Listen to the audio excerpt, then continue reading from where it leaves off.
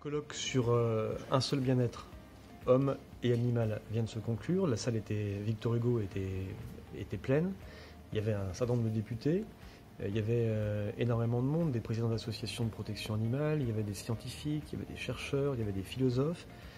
Il y avait 6 intervenants de grande qualité et j'ai l'impression que les gens ont été intéressés par cette thématique un peu nouvelle qui est de dire que le bien-être de l'homme et le bien-être de l'animal sont intimement liés. La question maintenant qui se pose, c'est de savoir de quelle façon est-ce qu'on va pouvoir relayer ensuite ce concept assez novateur pour le traduire en actes concrets.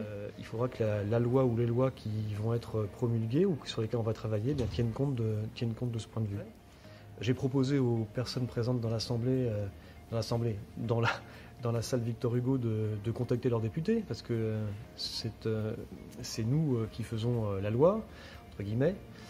Et il faut les convaincre un par un. Et cette façon de présenter le sujet, qui était ce lien entre l'homme et l'animal, et entre leurs deux bien-être, me paraissait être un moyen intéressant de regarder ce sujet de l'animal, de la condition animale, avec un prisme différent, pour que chacun en sortant se dise, finalement, quand je pense à la condition animale ou au bien-être animal, qui est un terme qui devient de plus en plus galvaudé, je pense aussi au bien-être de l'homme. Voilà, s'il y a un message que celles et ceux qui étaient là aujourd'hui doivent retenir, c'est celui-là.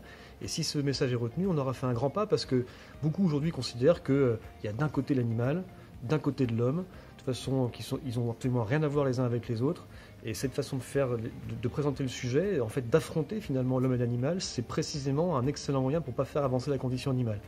Donc voilà, il y a eu des preuves aujourd'hui scientifiques, des preuves ou des phrases tenues par des philosophes qui montrent que les deux sont extrêmement liés et ça me paraît de bon augure pour l'avenir.